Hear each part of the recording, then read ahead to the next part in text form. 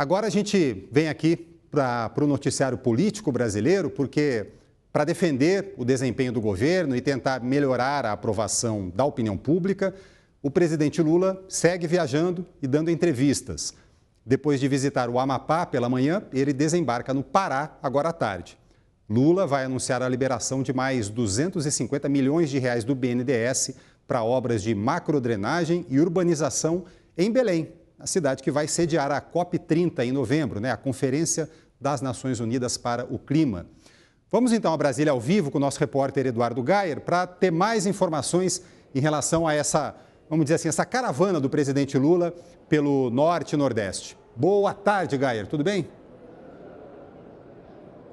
Oi, Turci, boa tarde para você, boa tarde a todos que nos acompanham. É isso mesmo, o presidente Lula foi hoje ao Amapá, acompanhado do presidente do Senado, Davi Alcolumbre, que é senador pelo Amapá, também do líder do governo no Congresso, o senador Randolfo Rodrigues, outro senador do Amapá, também levou uma caravana de ministros, incluindo o ministro da Integração Regional, que é Valdez Góes, ex-governador do Amapá. Então foi uma visita bastante política também. O presidente Lula levou uma coletiva de ministros, incluindo o ministro da Comunicação Social, Sidônio Palmeira, que estava ali quase como um técnico acompanhando o discurso do presidente Lula, por vezes até fazendo alguns sinais e até umas expressões um pouco de desconforto. Mas vamos à agenda exatamente do presidente, porque hoje ele fez entregas do programa Minha Casa Minha Vida, também anunciou a doação de terras da União para a regularização fundiária no Amapá, que era uma demanda, inclusive, do povo do Amapá desde a Constituição de 1988, desde a promulgação da Constituição. Então lá se vão aí 30 e tantos anos, desse anúncio, dessa expectativa que hoje foi concluída, o que, claro, gerou uma grande aliança entre o presidente Lula e o presidente do Senado, Davi Alcolumbre. Mais tarde, agora, ele desembarca em Belém para visitar as obras da COP30, o evento da ONU para o Clima, que acontece em novembro, lá em Belém, capital do Pará. E nessa visita a Macapá, o presidente Lula fez um longo discurso no palanque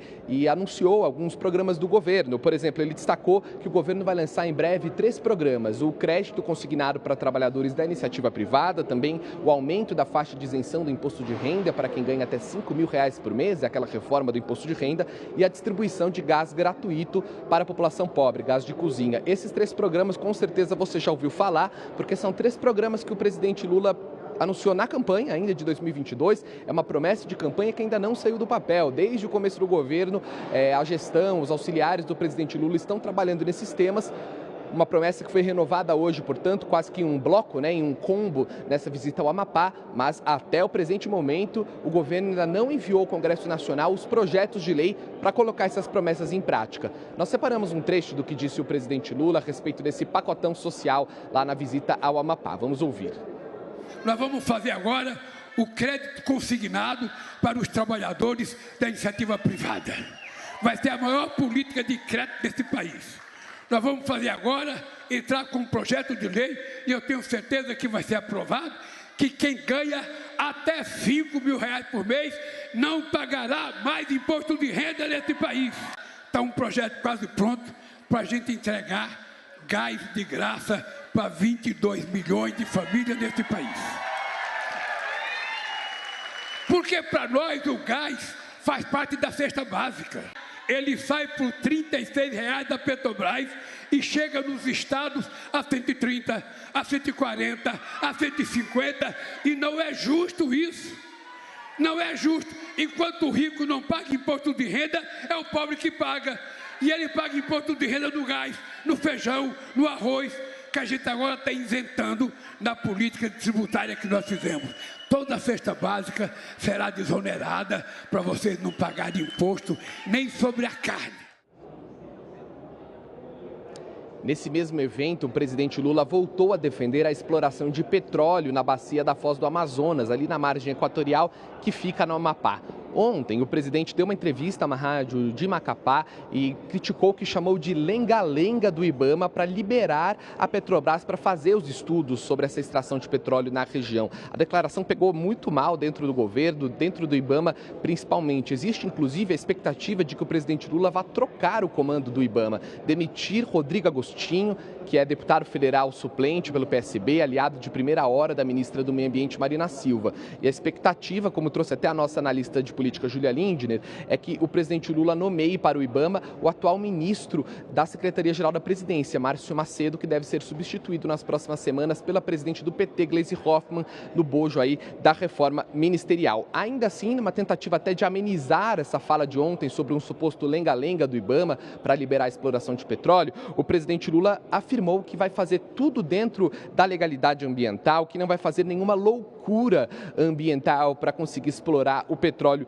na região. E chegou a dizer, inclusive, que ninguém no país tem mais responsabilidade ambiental do que ele. O presidente Lula também minimizou o fato de que a Petrobras pode começar a estudar essa extração de petróleo na Foz do Amazonas em pleno ano de COP. Ele disse que é preciso seguir usando o petróleo durante a transição energética, que é preciso ter o recurso do petróleo para financiar a transição energética rumo a um mundo sem o uso de combustíveis fósseis. E aproveitou para dar uma alfinetada na França, que tem uma agenda ambiental bastante forte, mas que faz o uso de petróleo e explora petróleo também ali na região da margem equatorial. Nós também separamos um trecho da fala do presidente Lula, em que ele comenta mais uma vez e sai em defesa da questão da exploração de petróleo na margem equatorial. Vamos ouvir. Eu marquei a COP em Belém, porque a COP não é uma coisa do Pará, nem de Belém, nem do Brasil. A COP é um evento da ONU. E a ONU escolheu o Brasil escolheu o Pará, e o Pará escolheu Belém. Ah, mas em Belém não tem hotel, não tem tudo. Olha, não é bom que não tenha. É bom que eles tomem uma picada de carapanã. É importante que eles vejam a situação que vivem as pessoas que planejam a preservação ambiental. Vai ter feito lá, para eles saberem como é que vive o povo da Amazônia. Ninguém nesse país tem mais responsabilidade do que eu, climática. Eu quero preservar, mas eu não posso deixar uma riqueza que a gente não sabe se tem e quanto é, a 2.000 metros de profundidade, enquanto o Suriname e a Guiana estão ficando ricos às custas do petróleo que tem a 50 quilômetros de nós. A Petrobras é a empresa que tem mais tecnologia no mundo de prospecção de petróleo em águas profundas.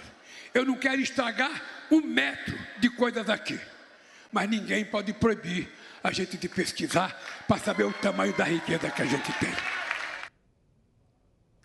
16 horas e 14 minutos. Sobre essas falas e sobre essas visitas do presidente Lula, eu chamo agora a nossa analista Júlia Lindner, ao vivo de Brasília.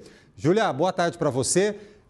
Nessa viagem, nessa visita de Lula ao Amapá também, sobraram afagos ali entre ele e o presidente do Senado, Davi Alcolumbre, né, que é do Amapá. Exatamente, Turci. Boa tarde para você, boa tarde a todos que nos acompanham.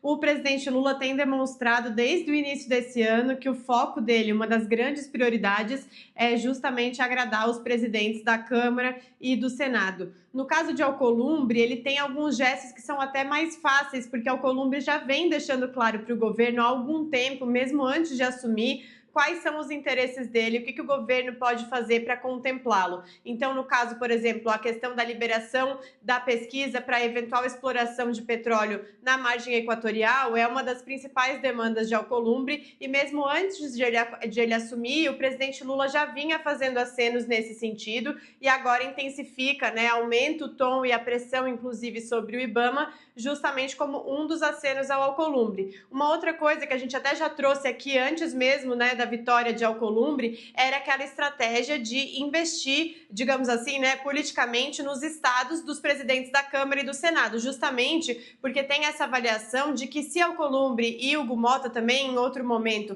forem contemplados nos seus estados, pensando em projetos eleitorais dos seus grupos políticos para o futuro, eles tendem a ficar mais próximos ao governo. Então, Lula já fez isso hoje, claramente, foi até o estado de Alcolumbre, fez manifestações públicas lá, acaba sendo um endosso muito grande para o presidente do Senado, fora toda a estrutura do governo federal, que acaba sendo muito importante para esses agentes públicos depois, né, conseguirem se promover, fazer ações locais, tudo isso acaba sendo super importante. E aí tem uma terceira via que ainda vai vir para frente, né, que é um próximo passo, que seria contemplar Alcolumbre eventualmente, e depois Hugo Mota, né, em uma outra conversa, na questão da reforma ministerial. Então a gente tem apuração, por exemplo, de que Alcolumbre tem alguns pleitos já levados para o governo, por exemplo, uma troca do comando dos Correios, por exemplo, estaria na mesa, considerando que o União Brasil, partido de Alcolumbre, comanda atualmente o Ministério das Comunicações, mas não detém a indicação política do presidente dos Correios, que fica vinculado à pasta, então essa seria uma questão.